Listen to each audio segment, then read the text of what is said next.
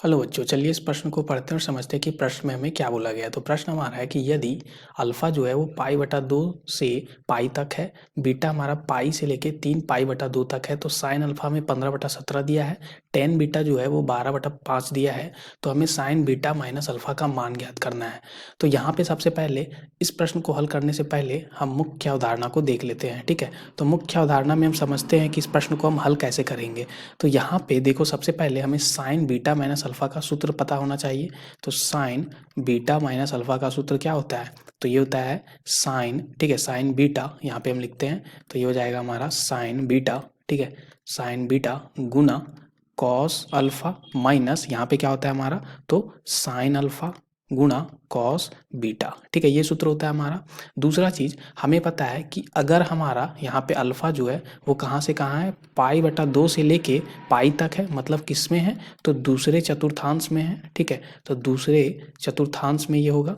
और जो हमारा बीटा है वो हमारा कहाँ से कहाँ तक है, तो पाई से लेके 3 पाई बटा 2 तक, तो ये हमारा तीसरे चतुर्थांश में हो जाएगा, तीसरे चतुर्थांश में। और हमें पता है कि दूसरे चतुर्थांश में अगर यहाँ पे हम देखें तो साइन अल्फा जो 15/17 है, ठीक है, तो यहाँ पे जो हमारा कॉस होता है दूसरे चतुर्थांश में, जो कॉस अल्फा होगा वो नेगेटिव में होगा, यानी कि ऋणात्मक होगा। और तीसरे चतुर्थांश में अगर हम बात करें तो साइन और कॉस दोनों के दोनों हमारे ऋणात्मक होंगे। ठीक है, तो साइन और कॉस जो हैं वो दोनों के दोनों हमारे क्या होंगे, यहाँ पे ऋणात्मक होंगे। ठीक है, ये हमें पता होना चाहिए। अब चलिए इस प्रश्न को हल कर लेते हैं। तो यहाँ पे हम देखें तो साइन अल्फा, ठीक है, साइन अल्फा में क्या दिया है, तो हमें दिया है कि साइन अल्फा जो है वो 15/17 है। ठीक है, ऐसा ही कुछ दिया है हमें, यहाँ पे देख सकते हैं। ठीक है, तो हम यहाँ से क्या निकालेंगे, कॉस अल्फा निकालेंगे। देखो कॉस अल्फा, ठीक है, कॉस अल्फा कैसे निकालेंगे, तो कॉस अल्फा बराबर हमारा सूत्र क्या होता है, एक घटाओ, यहाँ पे क्या हो जाएगा साइन अल्फा का घात 2, और ये माइनस में होगा, क्यों, क्योंकि कॉस अल्फा हमारा यहाँ पे क्या हो जाएगा, दूसरे चतुर्थांश में कॉस अल्फा जो होता है वो ऋणात्मक होता है, इसलिए यहाँ पे माइनस हमने कर दिया। तो ये क्या आ जाएगा माइनस, यहाँ पे 1 माइनस, यहाँ पे साइन अल्फा का मान 15/17 है। ठीक है, तो इसके घात में 2 हो जाएगा। इसको हल कर लेते हैं तो यहाँ से क्या आ जाएगा, तो ये 17 को हम यहाँ पे लघुत्तम समापवर्तक एलसीएम ले लिया 17 के घात 2 को, तो यहाँ पे 17 के घात 2 और यहाँ पे क्या बन गया 15 के घात 2। ठीक है, अब ये इसको हल करें तो यहाँ से क्या आ जाएगा, देखो ये हमारा 17 के घात 2 जो होता है वो क्या होता है हमारा 289 होता है। ठीक है, और ये हमारा 225 होता है, और बटा में हमारा क्या जाएगा 289, 289 में 225 जाएगा तो हमारा क्या बचेगा यहाँ पे, तो इसको अगर हम इसको हल करें तो यहाँ पे 9 में से 5 जाएगा तो 4 बचेगा, 8 में से 2 जाएगा तो 6 बचेगा, 2 में 2 जीरो चला गया और 289। ठीक है, तो ये क्या बन जाएगा 8 बटा यहाँ पे 17। ठीक है, एक इसका मान आ गया, माइनस में हम लिख सकते हैं इसको, माइनस में हमारा था। ठीक है, यानी कि नेगेटिव था ये हमारा, यानी कि क्या बोलेंगे इसको हम, यहाँ पे माइनस में ऋणात्मक था हमारा किसका मान, तो कॉस अल्फा का। ठीक है, तो कॉस अल्फा माइनस 8/17 आ गया। अब दूसरा चीज़ हमें क्या दे रखा है, तो हमें टैन बीटा दे रखा है जो 12/5 दे रखा है। ठीक है, तो यहाँ से हम लिखते हैं टैन बीटा जो कि हमें 12/5 दे रखा है। तो यहाँ से हम साइन बीटा और साइन बीटा और कॉस बीटा निकालते हैं। तो साइन बीटा हमारा क्या हो जाएगा, देखो साइन बीटा निकालने के लिए सबसे पहले ये हमारा क्या होगा, एक त्रिभुज है मान लो। ठीक है, तो एक त्रिभुज है, यहाँ पे समकोण त्रिभुज है, यहाँ पे बीटा हमारा है। ठीक है, तो बीटा में ये हमारा क्या होता है, इसको पी बोलते हैं जो कि हमारा क्या होता है लंब होता है। ठीक है, और इसको आधार बोलते हैं। ठीक है, और इसको कर्ण बोलते हैं एच। ठीक है, तो यहाँ से हम जानते हैं पाइथागोरस जो हमारा यहाँ पे प्रमेय होता है उससे हम क्या लिखते हैं कि जो हमारा यहाँ पे एच जो होता है वो हमारा क्या होता है, तो पी का वर्ग जोड़ बी का वर्गमूल। ठीक है, ऐसा कुछ होता है।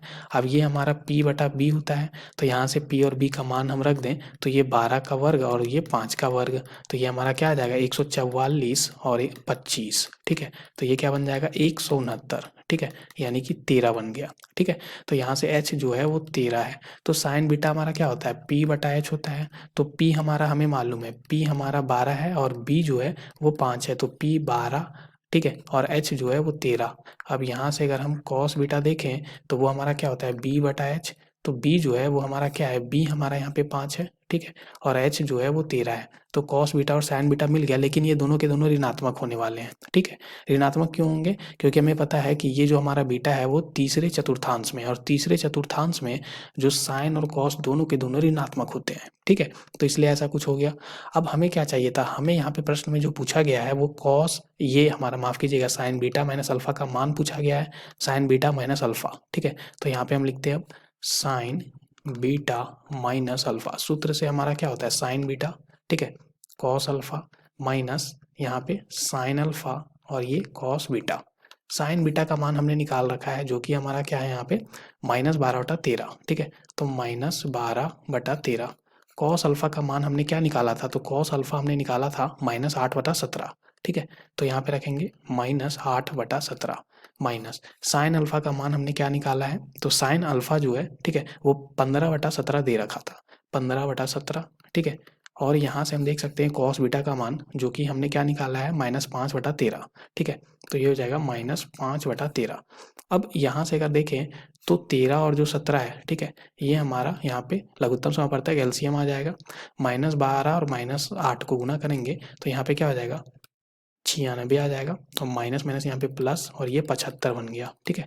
दोनों को जोड़ देते हैं तो 5 और 6 11, हाथ में 1 बचा, ठीक है, 10 और 7 17 बन जाएगा, ठीक है, बटा और यहाँ पे क्या आ जाएगा 13 और 17 को गुना कर देते हैं तो ये क्या आ जाएगा 221 आ जाएगा, तो 171/221 आ गया हमारा, ठीक है, तो 171/221 मान आ रहा। तो देखते हैं दिए गए विकल्प में 171/221 जो है वो हमारा चौथा विकल्प है, तो इस प्रश्न के लिए सही उत्तर हमारा चौथा विकल्प हो जाएगा। आशा करते हैं आपको इस प्रश्न का हल समझ में आ गया होगा। धन्यवाद बच्चों।